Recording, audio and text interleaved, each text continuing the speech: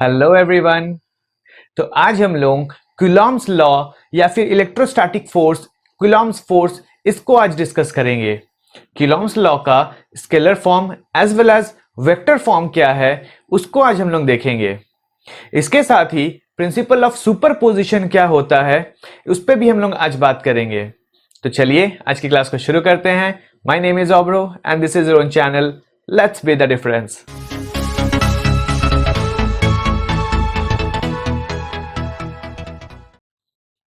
अगर हम दो मैग्नेट को बहुत पास लेके आते हैं तो क्या होगा? ये मैग्नेट्स इधर अट्रैक्ट होंगे या फिर रिपेल करेंगे। ये हमने बचपन में एक्सपीरियंस किया था। वैसे ही अगर हम दो चार्जेस को पास लेके आएंगे तो वो भी इधर अट्रैक्ट होंगे या फिर रिपेल करेंगे। तो ये अट्रैक्शन या फिर जो रिपल्शन है ये एक तरह का फोर्स है।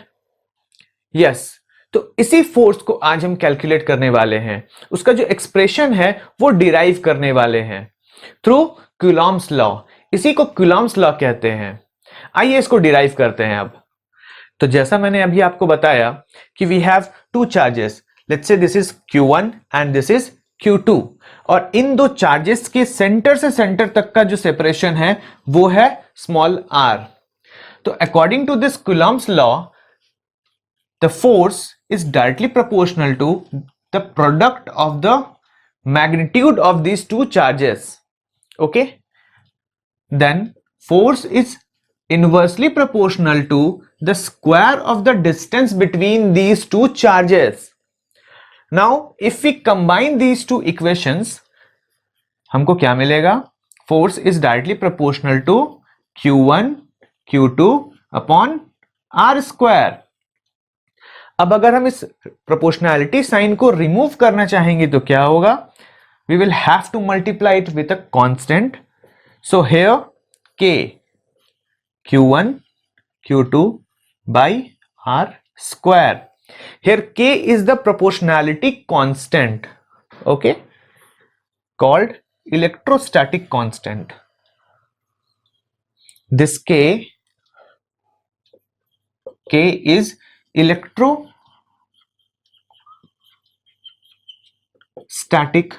constant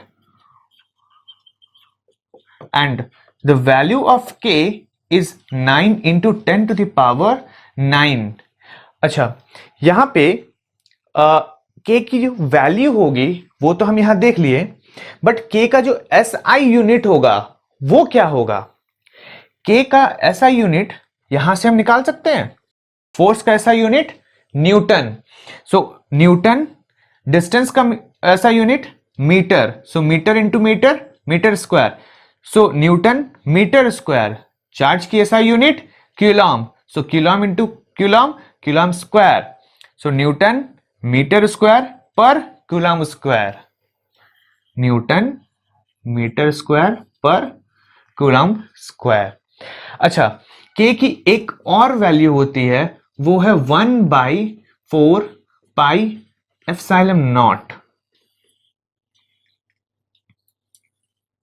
यहां ये जो एप्सिलॉन नॉट है ये मीडियम पे डिपेंड करता है। ठीक है, यहां एप्सिलॉन नॉट जो है वो एयर या फिर फ्री स्पेस के लिए यूज करते हैं। तो कूलॉम्स लॉ का जो डेरिवेशन है वो बहुत ही इजी है, राइट। ये जो डेरिवेशन है ये काफी सिमिलर है अगर आपको ग्रेविटेशनल फोर्स याद रहा होगा।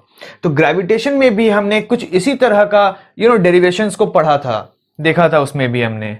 लेकिन इतना तो कोई भी आपको रटवा देगा, लिखवा देगा, राइट। इसके जो PDF नोट्स है वो भी आपको डिस्क्रिप्शन बॉक्स में मिल जाएंगे। लेकिन इसको अप्लाई करने के लिए हमको कुछ पॉइंट्स है वो दिमाग में रखना है। सबसे पहला पॉइंट है कि ये जो फोर्स एक्ट करेगा, जो कूलॉम्स लॉ है, उसको हम तभी अप्लाई कर सकते हैं जब ये दोनों चार्जेस पॉइंट चार्जेस होंगे। मतलब बहुत ही छोटा चार्ज, बहुत ही छोटा। ठीक है, एक्सटेंडेड चार्जेस के लिए हम इसको अप्लाई नहीं कर सकते हैं। अगर कोई बहुत बड़ा सा ऑब्जेक्ट है, उस पे चार्ज एक्सटेंडेड है, फैला हुआ है, तब हम इस कूलॉम्स लॉ को अप्लाई नहीं कर सकते हैं। ये फर्स्ट पॉइंट था। सेकेंड पॉइंट क्या है, ये जो डिस्टेंस है, ये डिस्टेंस दोनों चार्जेस के सेंटर टू सेंटर को ही हम लेंगे, ठीक है, सेंटर से सेंटर तक के बीच के डिस्टेंस को ही हम यहां पे कंसिडर करेंगे। दूसरी बात, यहां पे ये स्क्वायर है, right, force is inversely square to the distance है। इसका मतलब अगर हम डिस्टेंस को इंक्रीज करेंगे तो फोर्स डिक्रीज होगा, स्क्वायर टाइम से डिक्रीज होगा, और वही अगर हम डिस्टेंस को कम करेंगे तो स्क्वायर टाइम से फोर्स इंक्रीज होगा।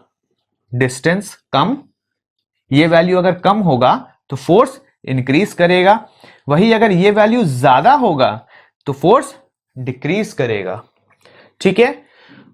दूसरी बात है कि यहां पे जो k की वैल्यू है वो एप्सिलॉन नॉट पे डिपेंड कर रही है। तो एप्सिलॉन नॉट क्या था, मैंने बताया था कि ये मीडियम पे डिपेंड करता है। इसका मतलब ये जो कूलॉम्स फोर्स है, कूलॉम्स लॉ है, ये मीडियम टू मीडियम अलग अलग हो सकता है, मतलब मीडियम पे ये वैरी कर सकता है, ठीक है। अगर हम इसी चार्जेस को पानी के अंदर ले जाके रखेंगे तब इनके बीच का जो फोर्स है वो अगर देखने की कोशिश करेंगे तो डेफिनेटली कुछ वेरिएशन होगा, वैल्यू चेंज हो सकता है। तो कूलॉम्स लॉ के स्केलर फॉर्म को समझने के बाद अब हम इसके वेक्टर फॉर्म को समझेंगे। Since force is a vector quantity तो इसका मैग्नीट्यूड तो होगा ही, इसके साथ साथ इसका डायरेक्शन भी होगा। तो डायरेक्शन क्या हो सकता है, अब जरा सोच के देखिए कि अगर ये जो चार्ज है इस चार्ज पे फोर्स लगाएगा तो डेफिनेटली वो बाहर की तरफ जाएगा, राइट। सिंस दोनों चार्जेस पॉजिटिव चार्जेस है, लाइक चार्जेस है, तो ये एक दूसरे को रिपेल करेगा, राइट। तो ये अवे फ्रॉम दिस पॉइंट लगेगा कि नहीं, ये चार्ज इस चार्ज को पुश करेगा, रिपेल करेगा, राइट। वैसे ही ये चार्ज भी तो इस चार्ज को रिपेल करेगा। तो नोट में डाल के एक और इंपॉर्टेंट पॉइंट लिख लो कि ये जो फोर्स एक्ट करता है, इन दोनों पे जो फोर्स एक्ट करेगा वो इनके बीच का जो लाइन ज्वाइनिंग है, इस लाइन ज्वाइनिंग के अलोंग ही फोर्स एक्ट करेगा। अगर यहां पे अनलाइक चार्जेस होते, अगर ये पॉजिटिव अगर ये नेगेटिव होता तो ये अट्रैक्ट होता टुवर्ड्स दिस चार्ज, तो अट्रैक्शन भी होता इसी लाइन के अलोंग, ठीक है।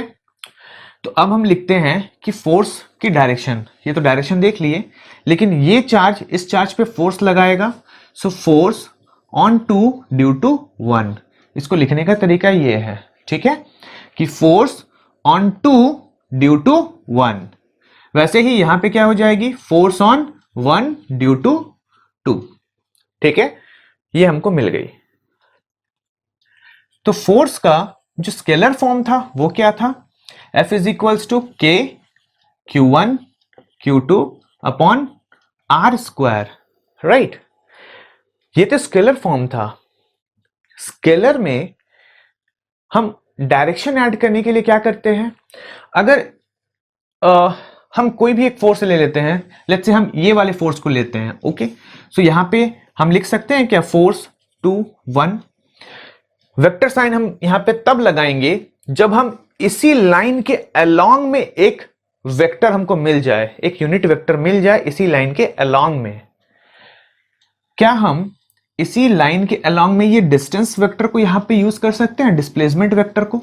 डिस्प्लेसमेंट वेक्टर अगर ये पोजीशन लेट्स से R1 है, ये पोजीशन R2 होगा, तो डिस्प्लेसमेंट वेक्टर हमको क्या मिलेगा यहां पे, displacement vector R2 minus R1, isn't it?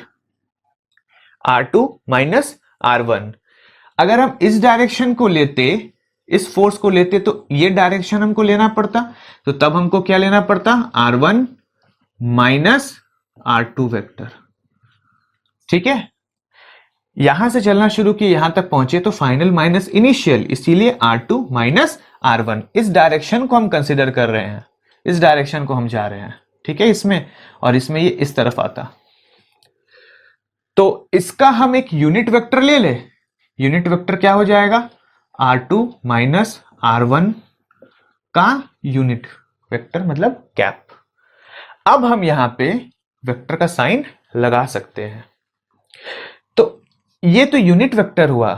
अगर वेक्टर ए हमको यहां पे मिलता तो हम क्या लिखते हैं इसको, मॉड वेक्टर ए और ए कैप। तो यहां से हम A cap is equals to क्या लिख सकते हैं, vector A by mod vector A. वैसे ही हम यहां पे क्या लिखेंगे अब, के Q1 Q2 बाई इस R को भी क्या हम उसी के डायरेक्शन में ले लें, क्या हो जाएगा ये R2 माइनस R1 का वेक्टर का स्क्वायर। वही यहां पे वेक्टर ले लेंगे इसको, ये हम मैग्नीट्यूड ले रहे थे ना यहां पे, ये मैग्नीट्यूड होगा सिर्फ, राइट।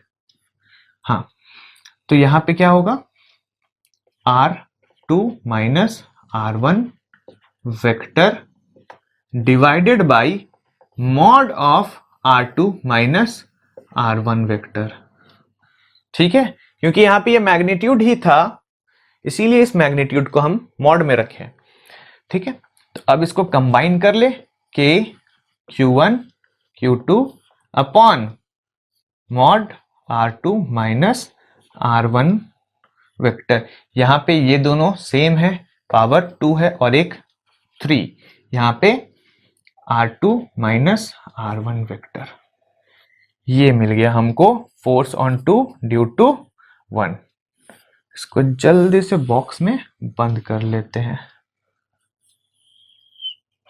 चलिए, बहुत बढ़िया, ये तो हमको मिल गया फोर्स ऑन 2 ड्यू टू 1। अगर कोई आपसे पूछे कि फोर्स ऑन 1 ड्यू टू 2 क्या होगा, उसके लिए पहले इसको एक बार ध्यान से देखें। यहां देखिए फोर्स ऑन 2 ड्यू टू 1, तो यहां पे भी ये 2 1 पहले आया, 2 1, राइट। इसी अगर सीक्वेंस को फॉलो करें तो F1 2 will be equals to के Q1 Q2 upon mod R1 minus R2 का क्यूब, इधर R1 माइनस R2 वेक्टर। ये हमको मिल जाएगा फोर्स ऑन 1 ड्यू टू 2। ठीक है, आई होप ये आपको दिख रहा होगा कैमरे में। Yes, it is visible. तो आइए अब समझते हैं कि प्रिंसिपल ऑफ सुपरपोजिशन क्या है इन टर्म्स ऑफ फोर्स। देखिए, ये अगर एक्स वाई जेड एक्सिस है, कोऑर्डिनेट्स है, यहां पे इस ओरिजिन पे एक क्यू नॉट चार्ज रखी हुई है। तो इस क्यू नॉट चार्ज पर इसके वजह से एक फोर्स लगेगा, राइट। तो यहां पे एक फोर्स की जो वैल्यू होगी वो कितनी होगी, के क्यू नॉट Q1 बाई, अगर ये R1 है तो R1 का स्क्वायर, वैसे ही ये R2, ये R3, ये Rn, राइट। तो सबके वजह से, मतलब ये भी इस पर एक फोर्स लगाएगा, ये भी इस पर एक फोर्स लगाएगा, ये भी इस पर एक फोर्स लगाएगा, और बहुत सारे ऐसे चार्जेस हो आसपास इसके, तो वो सब मिलकर इस पर एक फोर्स लगाएगा। तो इस पर जो नेट फोर्स लग रहा होगा वो उन सभी फोर्सेस का वेक्टर सम है। इसी को प्रिंसिपल ऑफ सुपरपोजिशन कहते हैं।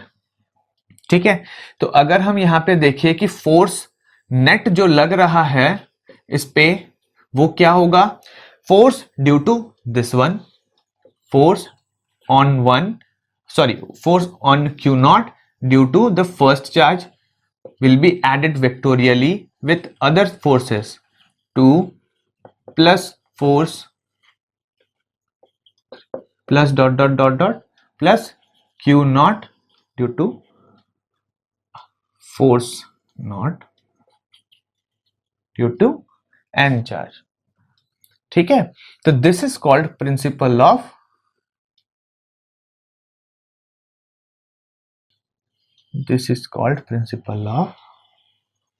सुपरपोजिशन। लेकिन यहां पे मजे की बात क्या है, इन दोनों पर जो फोर्स लग रहा है, इन दोनों के बीच में जितना फोर्स लग रहा है वो बाकी किसी और फोर्स के वजह से, बाकी किसी और चार्जेस के वजह से अफेक्टेड नहीं होगा। इनके बीच का जो भी फोर्स है इनके बीच के का जो भी फोर्स है वो उतना ही रहेगा। बाकी चार्जेस के वजह से इनके बीच का जो फोर्स है वो चेंज नहीं होगा। वैसे ही इन दोनों के बीच में Q0 और Q2 के बीच में जो फोर्स लग रहा है वो फोर्स की वैल्यू चेंज नहीं होगी ड्यू टू अदर चार्जेस। हाँ, but the net force on this charge will be the vector sum of all the forces. This is called principle of superposition. तो चलिए आज की क्लास को यहीं तक रखते हैं। आज की क्लास से रिलेटेड कोई भी डाउट रह गया हो तो आप हमें कमेंट बॉक्स में बता सकते हो। आज के लेक्चर के जो पीडीएफ नोट्स है वो डिस्क्रिप्शन बॉक्स में है, go and download it. In notes को खुद अपने हाथ से नोटबुक में लिखो, अपना एक नोट्स बनाओ, ठीक है। तो चलिए अच्छे से पढ़ाई करते रहिए। All the very best and let's be the difference.